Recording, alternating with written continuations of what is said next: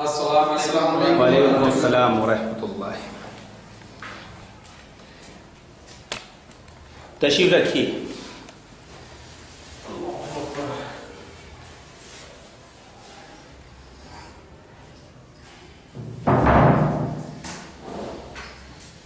اور شیخ لوگ کیسے آنا ہوا؟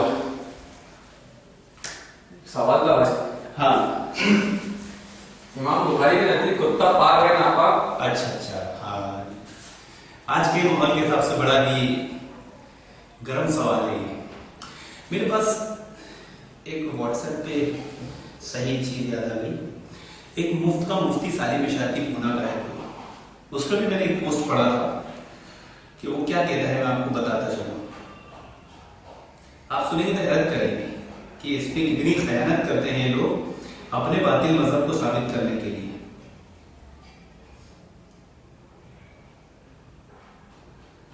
اور کیا لکھیں، چائے ٹھنڈا.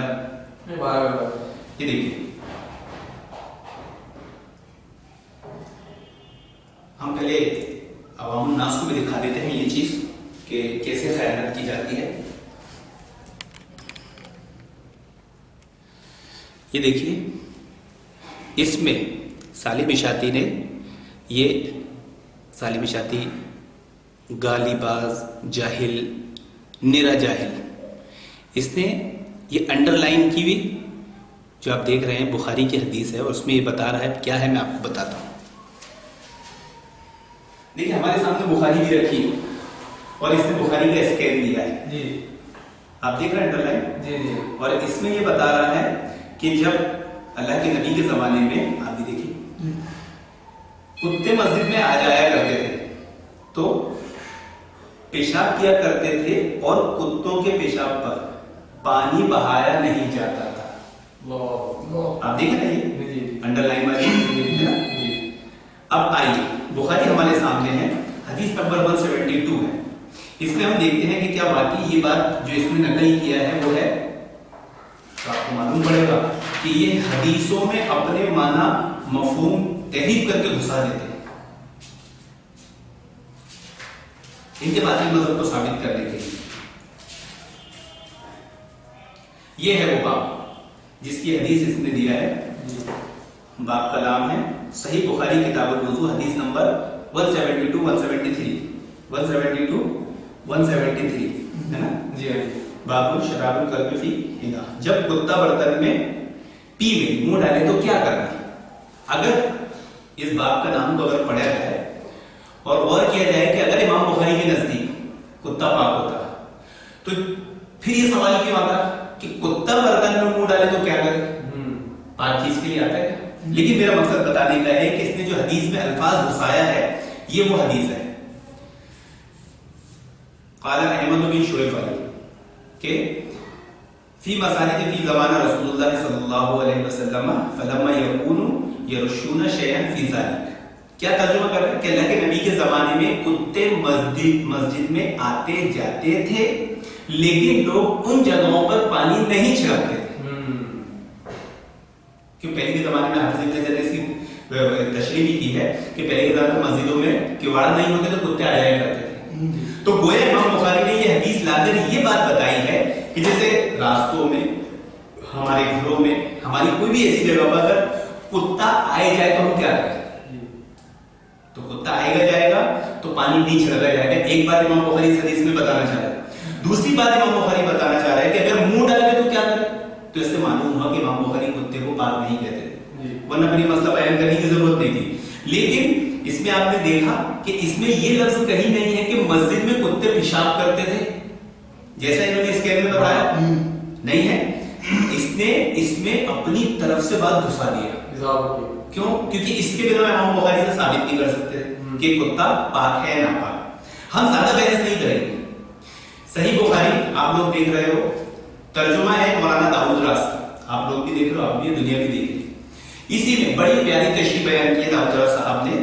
آگے چل کے پیج نمبر 321 سے لے کے 322 یہاں پر داؤد راست صاحب کیا بتا کہ امام بخاری کے نزدیک کتا پاک ہے یا ناپاک، اس کا فیصلہ ہم نہیں بلکہ احناف کے بہت بڑے عالم کے سریح باندھے تھے، انہی سے کرواتے تھے. क्या लाते हैं दाऊद रहमतुल्लाह अलैह? बाकी अहनाफ के दीगर दलाइल के मुफस्सिल जवाबात शेखुल इलाम हजरत मौलाना अब्दुल रहमान साहब मुबारक ने अपनी मायनास किताब में जिक्र फरमाया है। और यही नहीं, मुनासिब होगा कि कुत्ते के लाभ के बारे में हजरत इमाम बुखारी के मसलक के मुतलक हजरत मौलाना अनवर शाह देवबंदी, अनवर शाह कश्मीरी जो है, इनका कौल भी नकल कर दिया जाए तो मेरे ख्याल से पूरे मसले का हल हनफियों को उनके घर से मिल जाए। हम ज्यादा बहस नहीं करेंगे क्योंकि इसमें अनवारुल बारी की रिवायत है। और अनवर शाह कश्मीरी क्या फरमाते हैं कि इमाम बुखारी से ये बात साबित है कि वो लाब कल्ब यानी कुत्ते की राल की तहरत के कायल हों, ये बात साबित नहीं है। इमाम बुखारी से बात मुस्तबद है कि वो कुत्ते राल के कायल हों, जबकि इस बाब में निजासत का सबूत हो चुका है। ज्यादा से ज्यादा ये कह सकते हैं कि इमाम बुखारी ने दोनों तरफ की हदीस की को जिक्र कर दी है। नाज़रीन खुद ये फैसला कर ले, चूंकि ये भी उनकी एक आदत है, जब वो किसी बाब में दोनों जानिब की दोनों कुव्वत वाली हदीसों को लाते हैं, दोनों तरफ की हदीसों का जिक्र कर दिया करते हैं, जिससे ये इशारा होता है कि वो खुद भी किसी एक जानिब का यकीन नहीं फरमाते। अनवारुल बारी वॉल्यूम नंबर 5 पेज नंबर 107। यानी कुत्ते की राल के बारे में यहाँ जो मसला चला रहे हैं, बढ़ता बढ़ता में मुंह डाले तो क्या करे, सांप दर्द होना है। दूसरी हदीस में है कि सांप दर्द होने वाला एक बार उससे होना है। लेकिन इमाम बुखारी एक हदीस और लाए हैं कि कुत्ता का शिकार करके लाए तो क्या करता है।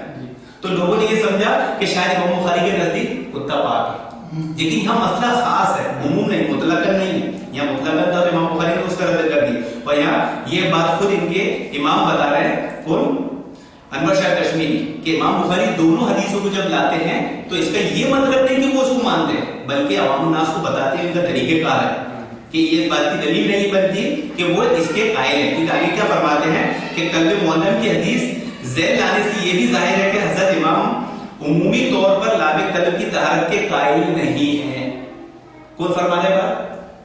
अनवर शाह कश्मीरी देवबंदियों के बहुत बड़े आलिम गुजरे हैं जिन्होंने बुखारी की शरह लिखे हैं, जैसे फतहुल बारी शरह हाफिज इब्न हजर ने लिखे हैं और इन्होंने फतहुल नहीं लिखे हैं, अनवरुल बारी।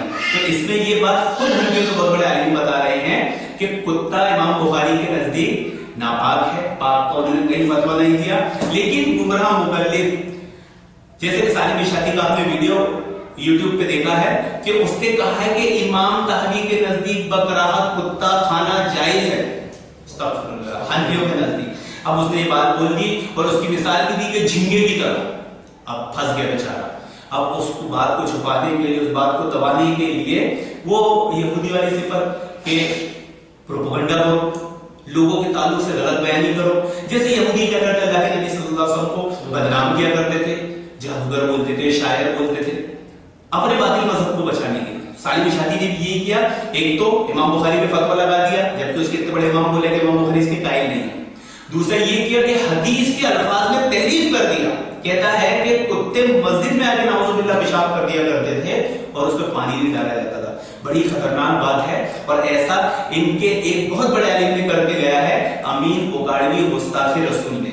उसने भी अबू दाऊद की रिवायत गालिबन नकल किया कि मसला था कि सामने से निकलते, जब हम नमाज पढ़ रहे हैं और सामने से गुजरे तो नमाज टूटेगी की। तो उसके ताल्लुक से हदीस में बताया गया कि अल्लाह के नबी सल्लल्लाहु अलैहि वसल्लम नमाज पढ़ रहे थे, नदियां और कुतियां खेल रही थी। हदीस में इतने अल्फाज हैं, लेकिन अमीन मुकारिबी ने तर्जुमा उसका ये किया नाउजुबिल्लाह कि अल्लाह के नबी सल्लल्लाहु अलैहि वसल्लम नमाज पढ़ रहे थे और नदियां कुतियां खेल रही थी और आपकी निगाह उनकी शर्मगाह। अब भला बताएं, जबकि हदीस के रावी हजरत अली है, हजरत अली रिवायत बयान कर रहे हैं।